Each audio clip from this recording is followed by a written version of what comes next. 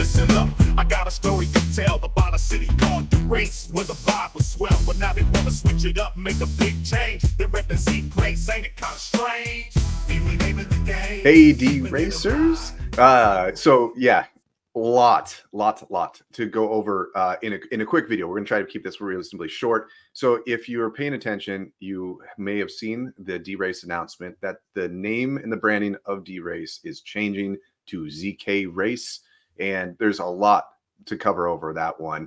And in this video, real quick, what we want to just talk about is for like the past quarter, we've been working extensively with DeRace, far more than we've done historically. And that's one of the reasons why we've been a little bit dark, and it's been hard for us to keep up on some tools and events, just because for the past quarter, DeRace has been kind of sharing ideas. We didn't know exactly which ones they were going to go about, but as they would present to us the challenges of what they're pursuing, we would just give them a community perspective. What we liked, what do we feel neutral, and what freaked us out.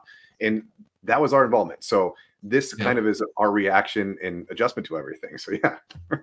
Yeah, it's been really interesting because we get to hear some of their ideas before or while they're being crafted, right? And especially over the last few months, like you mentioned, it's been very informative to us. But at the same time, I feel like we've been able to give that community perspective as well as just our own thoughts on why something might work or might not work. And we've actually seen them really be adaptable and mold some of the messaging and some of the timing of stuff. You know, we just got the announcement that there's going to be 10 things unlocked right over the next few months. We don't actually know what those 10 things are. We know a lot of things. There's probably more than 10 things that we're aware of might be coming that we discussed, but we don't actually know which of those 10 things are happening and in what order. So that's a really big deal. We know there's a lot of excitement, but we also know that there's a lot that we're unsure what exactly is going to happen. And we're just going to be as honest as possible about what we do know. So with that said, something that's pretty cool is that one of the biggest things that we said was while DeRace was throwing out these challenges of what they're trying to solve, the biggest one that we had was you guys got to be way more vocal with the community. Don't just make changes and hit us with it, but instead start talking about those changes and talk to us about the benefits from the community perspective, because there's a lot of stuff on their side that they're really excited about, the partnerships and these other things, but from the community to find how that relates to us individually in the gameplay directly, it was kind of hard to paint that picture. So with that said, very excited to be able to say that Adomas, the CEO of zkRace, is going to be coming on the show. In fact, here's a little clip from him. Hey guys, I'm looking forward to joining the show and answering some of your questions and explaining what's coming shortly. See you at the show. All right.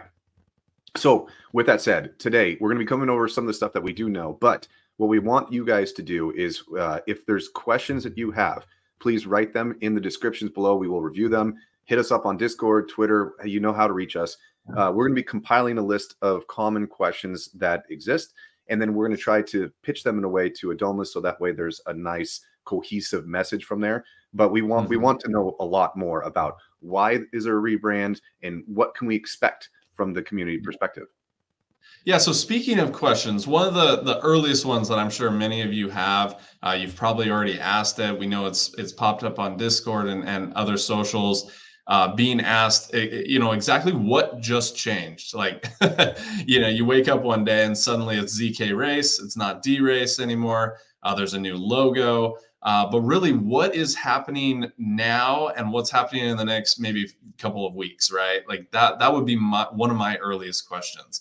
And the simple answer is that we've really just had a major rebrand and renaming of the company.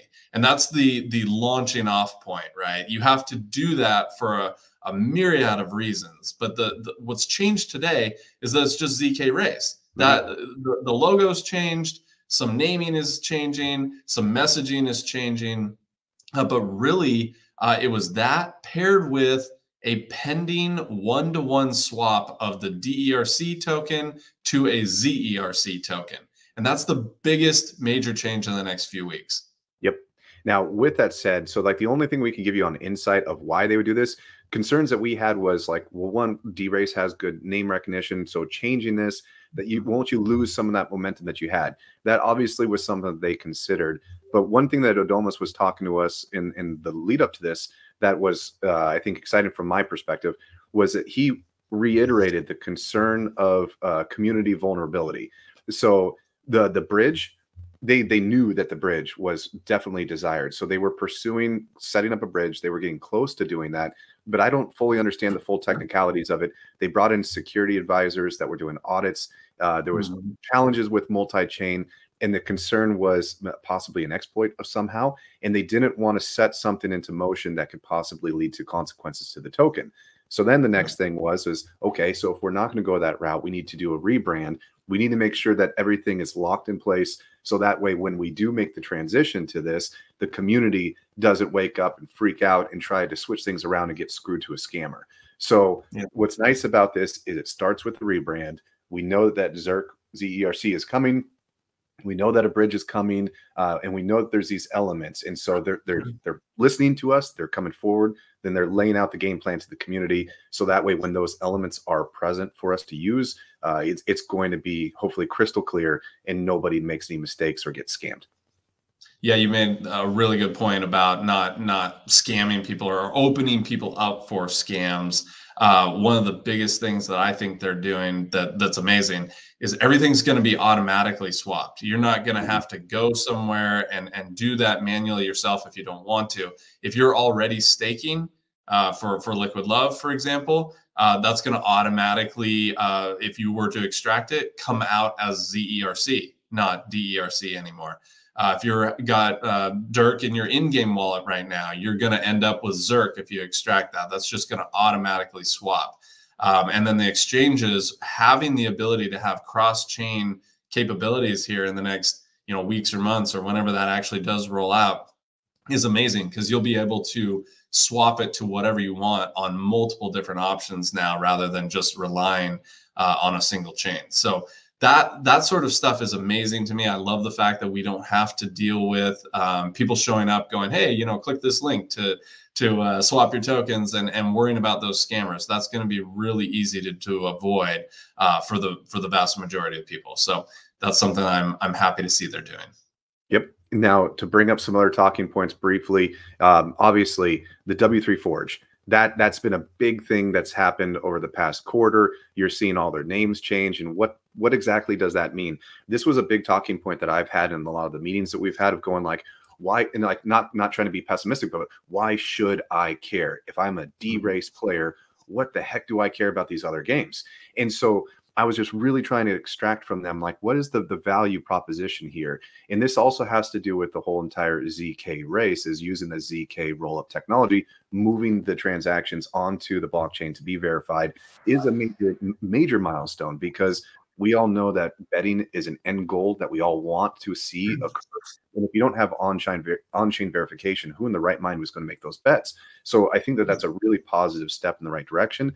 The other element that I thought was really interesting is that Zerk is going to be used as a gas. So it's going to have utility. So other projects, because they're expanding that into a studio. So that's why this is now possibly very valuable for us Zerk holders, is that as other games exist. Now, our funding, as I understand, did not pay for the development of these games. These were privately rounds as well. And so they were just expanding that. So these developers, these game players, game designers and marketing people, this is all being grown from their side of things, not from our original investments.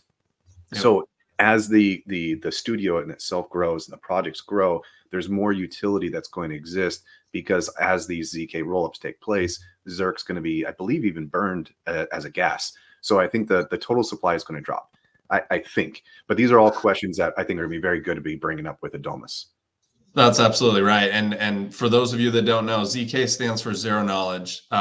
You don't need to get into all the technicals, but the quickest version is that you can now bundle up all the data sets and transactions that would occur as individual elements on a blockchain and actually put them into a bundle and roll them up together into a single instance on the blockchain. So it's all verifiable. You can dig into it all, but it doesn't have to be done constantly over and over and over with every single transaction. They can roll those together and then put it onto the blockchain. That speeds things up. lowers costs, and allows for everything to be transparent, which is something that I know some in the community were concerned about when they were forced to take that off and go to an off-chain elements in the game. It's now going to move back to a lot of it being on-chain. Some of the gameplay itself, individual transactions, are still in-game only. They're off-chain, but then the transaction and the data set that comes out of that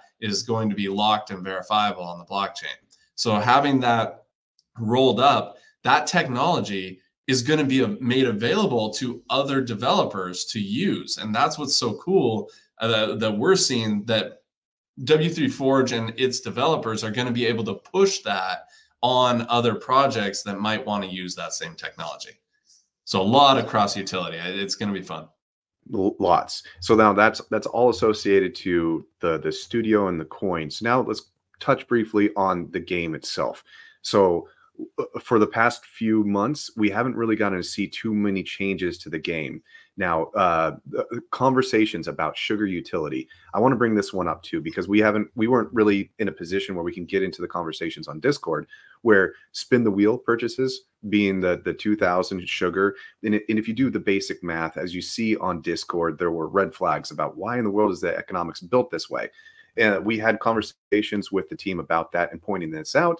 And one of the best things that they said in that was that the cost of the spin the wheel can always go down. They don't want to raise it up. And there's supposedly a lot more sugar utility coming. So if they were to make the spin the wheel buys really, I guess, desirable right now, people might blow all their sugar ahead of time where there's going to be new elements. So by starting it high, it's basically a natural throttle to prevent people blowing all their sugar. Sugar utility must continue to expand, and they know that, and they are adding to that. So that's really good. Then you got the whole entire, the jockeys, the equipment, these other elements that we know were in testnet. They're not yet in the game, but them knowing that there's a potential rebranding, these other elements, they wanted to get it right, I'm assuming.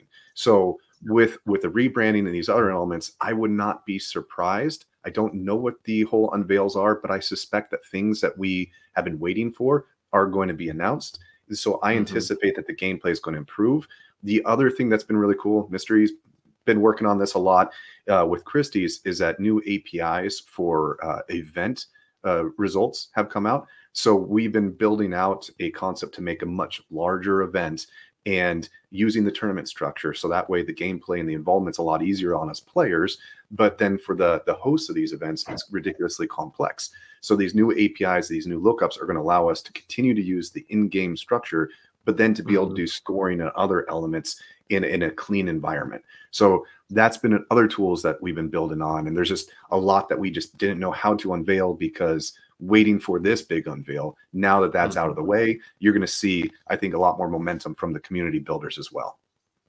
Yeah, lots of transition, lots of new features over the next couple of months. Obviously, they've teased some of that. Most of it's surprises, and it may be surprises to us too. But we do have a sense of some of those things because we have a roadmap, right? Like we can look at the roadmap and say, well, you know, this many number of things are all available and ready to go. We know that with a transition to a new token, with new on-chain elements and technology, in particular the zk rollup, as well as even just the chains that are used for swapping, all of that meant that they had to wait on some things. For example, the in-game marketplace that we know has been in the works for months and being developed for months. There's no point in rolling that out and then immediately going, okay, well, everything's now on different chains and using a different token. Like you're going to have to swap everything. It's going to have to change. So you may as well wait. There's a bunch coming with Gen 1 breeding that we know. That affects the Liquid Love supply. Liquid Love is on a particular chain for its minting. So we know that they had to wait before they could swap all that over as well and get ready for an influx of Gen 2 horses. So there's a lot of stuff that just had to wait. And unfortunately, we all had to sit and wait on it, not really knowing when it was going to be released. But we now kind of have an idea. This is going to be a pretty big year. Yeah. And on that exact note, I like that you brought that one up because this is an example. And like, this is something we've learned about with their communication to us all is on Discord. I saw people asking the question, like, why aren't the Liquid Love like automatically restocked or automatically restocked, and questions like that where people were kind of scratching their heads going, this is an oversight of an opportunity. It can seem like that to the unfamiliar, but behind the scenes, which we can now point out, is that behind the scenes, DeRace was trying to figure out which route do we need to take, and these routes, whichever route that they chose, was going to impact the deliverable of that question. So if they were to come forward and say, hey, this is why we're going to do it, well, that would be, it would potentially have a conflict with one of the routes that they went. So now that we have a clear understanding that this is the direction, Adomas coming on the show, and hopefully DeRace or zkRace is going to be continuously more focused around communicating with the community. I hope that we'll be able to help guide them in a way to make sure that the community has full understanding of what's happening. And that's, I mean, that's our whole goal to you guys, is just to make sure that when big things happen, shed some light on there and make sure that everybody has equal opportunities to understand what in the world's going on. But this is what we know. It does look promising. The bridge, the on-chain verification were just massive, massive things that needed to be done. So I'm pumped that those are happening. Everything else, I think, is going to be frosting on the cake. Yeah, and we're still soaking it in just like you guys are, right? Like we obviously our branding here is still DeRacers. We haven't had time to process what it means to change the name and everything that'll come out of that. So there's going to be a period of time where everyone's figuring out what that means, us included. And during that time, we're going to keep getting new features and new stuff coming out. It's going to be an exciting time. But that, like you just said, it all starts with chatting with Adomas, which hopefully we can schedule that soon and have him on the show. So we got exciting things coming with that interview, as well as potentially a new event that we'll be releasing in the coming weeks. So yeah, stick around, keep listening, keep paying attention, and remember to ask your questions if you can. Right. Yep. Absolutely. Get those questions out to us. I'm assuming we're going to talk with Adomas in like the next couple days. So as soon as you see these videos, hit us up, think about those, and we're going to do our best to compile them. All right, guys. But thanks as always. We're looking forward to the next one and learning a lot more about the zkRace. But now they want to switch it up, make a big change. They rep the Z place, ain't it kind of strange? Be renaming the game, keeping it alive. zkRace in the house, gonna make it vibe. Like, do we still refer to people as DeRacers? I mean, this is a Racers. Hey, zkRacers. I'll just be like,